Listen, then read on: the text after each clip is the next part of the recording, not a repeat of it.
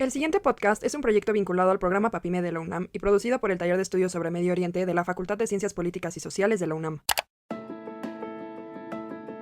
En un periodo en el que la teología y la filosofía desempeñaron roles centrales en la configuración de las sociedades, el Islam emergió como una fuerza intelectual y espiritual de gran influencia. La importancia de estudiar el Islam clásico radica en reflexionar su legado en nuestra actualidad y, sobre todo, en apreciar la abundante diversidad de producción intelectual en esta época que impactó y nutrió de manera considerable la cultura occidental durante el encuentro con las sociedades europeas. Nosotras somos Jimena Rodríguez Y Mónica Espinosa, egresadas de la carrera de Relaciones Internacionales y presentadoras de su podcast Las Relaciones Internacionales en Medio Oriente. Les damos la bienvenida a nuestro 9º episodio, el Islam durante la época medieval. ¡Comencemos!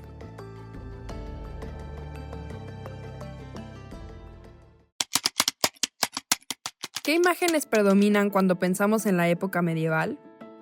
¿Qué fue la época de oro del Islam? ¿Cuáles fueron los grandes aportes del pensamiento musulmán y de qué forma se desarrolló el intercambio cultural y científico entre las culturas árabe-musulmanas y europeas? Para ahondar en estas problemáticas, en nuestro 9º episodio nos acompaña el doctor Luis Javier López Fargeat, experto en la filosofía árabe e islámica clásica, así como en la filosofía antigua, de la religión, del arte, de la mente y de la política, además de estudiar la teoría de la argumentación y la ética de la migración. Bienvenido, doctor. ¿Cómo se encuentra el día de hoy? ¿Qué tal? Muy contento de estar aquí con ustedes. Muchas gracias por la invitación. Le agradecemos mucho acompañarnos en este episodio. ¿Qué le parece si comenzamos con nuestra conversación? Moni, te cedo la palabra. Doctor, nos gustaría iniciar esta conversación preguntándole, ¿es apropiado estudiar la historiografía del mundo árabe a partir de divisiones temporales estandarizadas como lo es la llamada época medieval? Y a modo de enmendar tales anacronismos, ¿nos podría contar en qué consistió la época de esplendor o época de oro del Islam durante el califato abasí, teniendo en consideración los enfoques de la sociedad estudiada? Muchas gracias por esa pregunta. Mira, es muy importante cuando uno estudia la cultura islámica y también la cultura árabe, que la cultura árabe hay que decir que no solamente es islámica, sino que la cultura árabe es mucho más abarcante. Pero bueno, cuando uno estudia el mundo islámico en particular, es muy importante plantearse el desarrollo tanto intelectual como sociopolítico del Islam dentro de las categorías históricas que le son propias al Islam, dado que el Islam es una religión que, como se sabe, surge en el siglo VII, que es prácticamente el inicio de la época medieval dentro de las categorías que utilizamos desde Europa o desde Occidente, pues suele ubicarse el Islam como una religión medieval, pero claro, esas son categorías historiográficas que pertenecen a los historiadores que miran la historia universal desde Europa. Entonces, pues yo suelo decir que en realidad cuando uno se aproxima a estos temas desde la perspectiva islámica, hay que hablar del periodo clásico, no de la época medieval. Sobre todo, pues claro, si uno quiere adaptarse a las categorías históricas de los musulmanes. Entonces sucede algo muy curioso porque si uno se ciñe a las categorías europeas, tendría que pensar que en realidad estamos hablando primero de los siglos I a VI, I a VII aproximadamente, de aquello que se llama antigüedad tardía, y yo pensaría que el medievo europeo empieza propiamente a partir del siglo VII y por lo tanto el surgimiento del Islam coincide con la época medieval europea.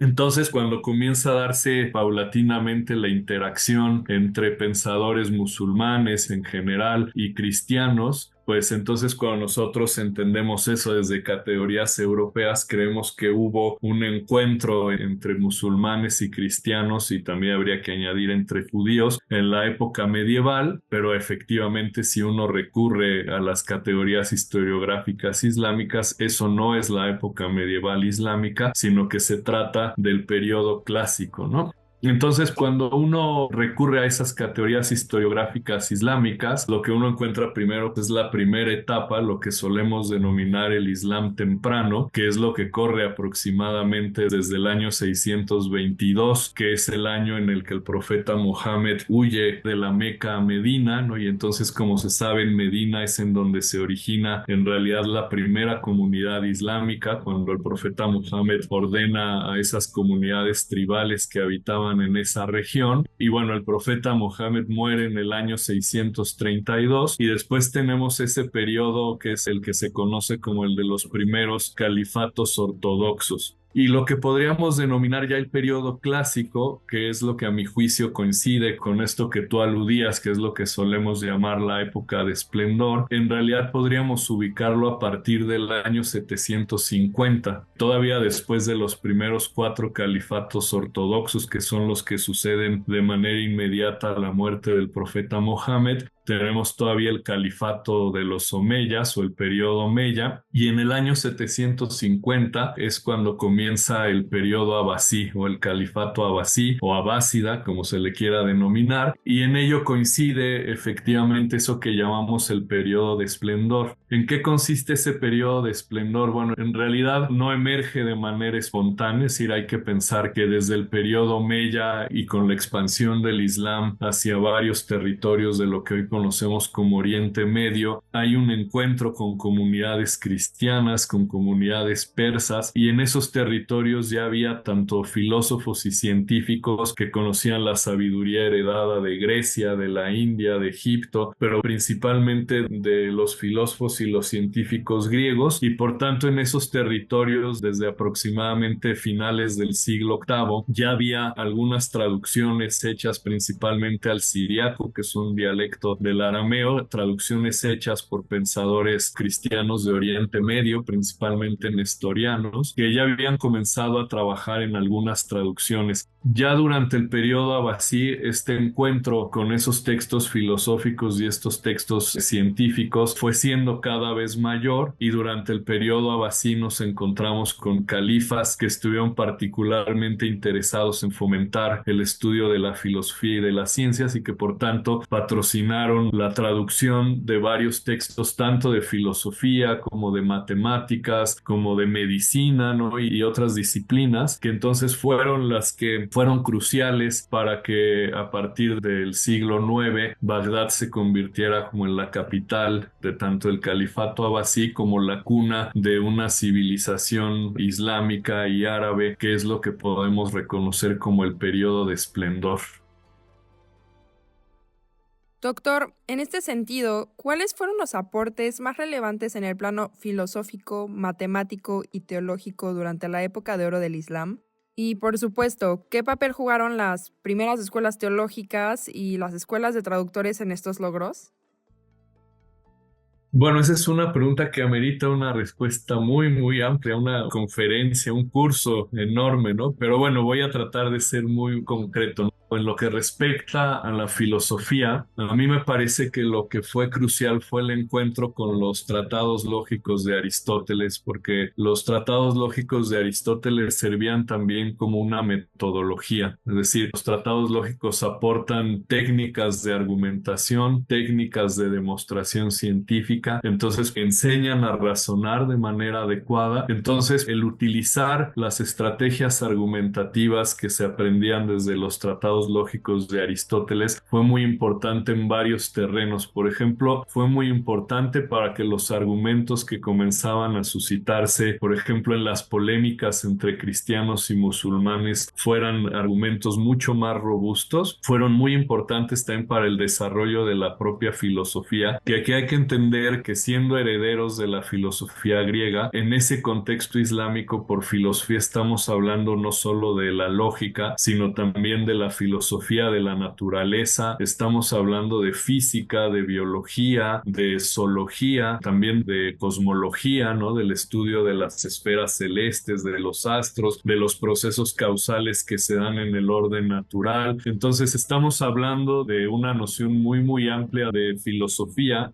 y la lógica aristotélica pues era precisamente la que aportaba el método. Entonces pues insisto, fue importante tanto para las polémicas entre cristianos y musulmanes, fue importante para que hubiera un desarrollo propio de la disciplina filosófica como tal, porque pues antes del encuentro con los textos filosóficos griegos no existía la filosofía como tal. De hecho, el vocablo en árabe falsafa fue una adaptación del término filosofía que era griego, y entonces pues, a partir del siglo IX, principalmente con el primer filósofo de los árabes que fue Al-Kindi, que también fue la cabeza de una escuela de traductores en Bagdad, a partir de ello empezar también a generar literatura filosófica propia, no solamente traducciones, no solamente paráfrasis de textos filosóficos griegos, sino también ya tratados filosóficos originales, en los que había una aproximación original, propia, novedosa, de pensadores, empezando por Al-Kindi, luego por Al-Farabi, muchos otros, que ya desarrollaron una filosofía propia. También fue muy importante el desarrollo de la lógica para el terreno médico, puesto que también el poder razonar, el poder construir inferencias bien hechas, servía a los médicos de aquella época para poder diagnosticar. Entonces, por eso doy un lugar importante a los tratados lógicos de Aristóteles, pero junto con eso hay que saber que prácticamente se tradujo todo el corpus de Aristóteles, sus libros dedicados a la física, a la metafísica, a las ciencias naturales, y entonces eso fue crucial para que también hubiera interacción con otras disciplinas científicas, como lo fueron las matemáticas, como lo fueron los tratados de medicina. La traducción de médicos griegos como Hipócrates y Galeno fue esencial también para el desarrollo de que se dio de la medicina en el mundo árabe, y en fin, hay un sinnúmero de disciplinas. Yo puedo recomendarle a la audiencia que revise un libro que se tradujo hace poco en el Fondo de Cultura Económica de Ahmed Jabbar, que se llama, si no me equivoco, puedo decir mal el nombre, pero seguramente lo encontrarán, Historia de la Ciencia en los Países del Islam, y ahí pueden ver, además presentado de una manera muy didáctica, porque esa manera de conversación con el autor, el tipo de desarrollo tan intenso que se dio principalmente a partir del siglo IX de muchas disciplinas. Les decía, no solamente es la filosofía, son también las matemáticas, es también cuestiones muy sofisticadas como la cartografía, técnicas de navegación. No solo es el desarrollo dentro de la medicina, sino por ejemplo la construcción de instrumentos médicos, y en fin, de verdad un sinnúmero de disciplinas: geografía, cosmología, física. En realidad yo podría enumerar aquí todas las disciplinas que se cultivaron en esa época, y es de verdad un desarrollo notable que más tarde fue esencial para que también hubiera desarrollo científico en el mundo europeo, ahora sí, durante el medievo europeo. Para ir cerrando esta gran conversación, ¿nos podría decir de qué forma se desarrolló el intercambio cultural y científico entre las culturas árabes, musulmanas y europeas? ¿Y qué factores incidieron en el deterioro de esta era de esplendor? En realidad yo diría, comenzando por la parte final de la pregunta, la época de esplendor en realidad se debate entre los historiadores qué tanto duró. Yo decía hace un momento que uno puede ubicar sus inicios aproximadamente a partir del año 750, que es cuando comienza también pues a haber un mayor interés en los textos filosóficos y científicos, y generalmente ese periodo clásico se extiende hasta el 1258, que es el año en que cae Bagdad en manos de los mongoles. Hay en la literatura histórica quienes piensan que a partir de la invasión mongola comenzó el declive. Yo soy de la opinión de que desde antes había ya una crisis política dentro del califato y que esa época de esplendor en Bagdad ya venía en declive. Hay quienes piensan que fue un declive exclusivamente político y que en realidad eso no afectó a los sectores que estaban ocupándose de la ciencia y de la filosofía. Yo creo que es difícil determinar exactamente qué sucedió. Es cierto que cae Bagdad, es cierto que de pronto hay una falta de presencia de los científicos y los filósofos de aquella época, pero no desaparecen. Es decir, ahí hay mucho trabajo que hacer para recuperar ciertos personajes que, a pesar de las crisis que tuvo el califato abasí y a pesar de la invasión mongola, nunca dejaron de hacer ciencia, nunca dejaron de hacer filosofía. Bueno, y algo que no dije antes, respondió a tu pregunta anterior, no dejó de haber tampoco controversias entre las distintas escuelas teológicas, ¿no? Que hay que situarlas en un lugar distinto al de los filósofos y los científicos, puesto que a diferencia de lo que sucede en el mundo cristiano, en la tradición islámica uno sí puede reconocer muy bien quiénes hacen filosofía y quiénes hacen teología. Entonces hay que entender toda esa época de esplendor como un mundo complejo en donde está habiendo desarrollo filosófico, desarrollo científico. Evidentemente hay debates entre quienes se dedican a la filosofía y quienes se dedican a las ciencias. Por un lado, también junto a este sector, digamos, científico y filosófico, están las escuelas jurídicas, las escuelas teológicas, que también están generando debates internos y también están generando un debate principalmente con los filósofos. Entonces es una época culturalmente muy activa y que entonces es difícil creer que desaparece de la noche a la mañana. Hay factores sociopolíticos, insisto, que van dejando ver cómo el califato se va debilitando, cómo el califato también se va escindiendo y eso, por supuesto, tiene repercusiones en el clima cultural, pero yo me resisto a creer que se haya desvanecido de la noche a la mañana. Pero insisto, ahí hay todo un trabajo histórico que hacer y hay que empezar a reconocer y a trabajar distintas figuras, desde lógicos, desde matemáticos, desde médicos, por supuesto, también teólogos, también juristas que nunca dejaron de producir conocimiento en ese entorno, incluso cuando ya no era la época de esplendor.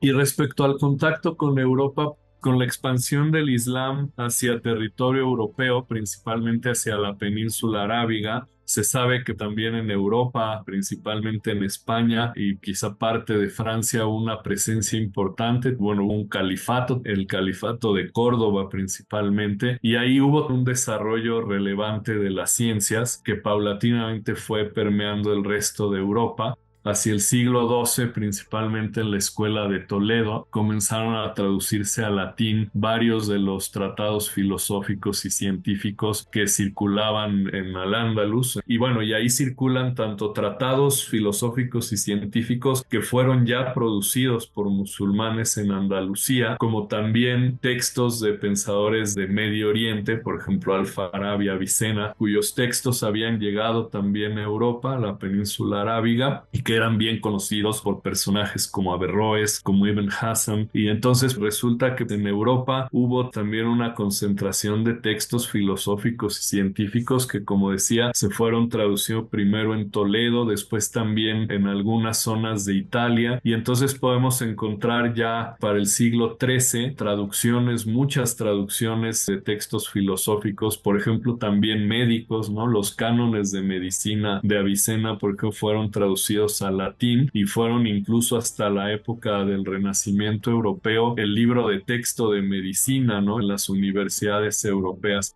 Entonces, en realidad hay un intercambio a nivel intelectual. Digo un intercambio porque, claro, ahora solo estoy hablando del proceso de transmisión de textos árabes, pero evidentemente hay que decir que también los pensadores europeos, cristianos, latinos, también encontraron una manera de leer estos textos no solo de manera crítica, sino integrando mucho de la sabiduría que provenía de aquellos científicos e intelectuales del mundo islámico y lo supieron adaptar para que eso contribuyera al desarrollo de la ciencia en Europa y en esto que hoy llamamos Occidente.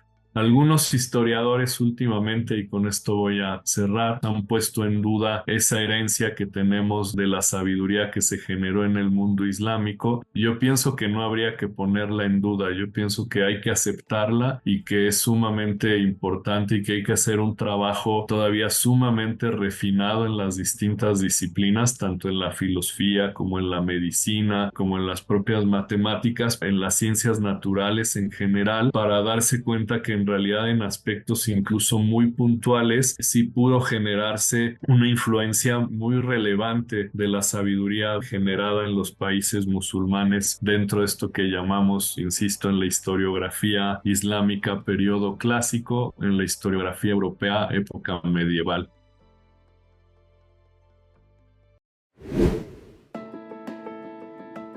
Doctor, muchas gracias por permitirnos tener esta conversación que ilustra la enorme riqueza cultural, científica y filosófica del pensamiento islámico, el cual logró revolucionar las formas de entender el mundo. Sí, espero pronto volver a estar con ustedes. Muchas gracias.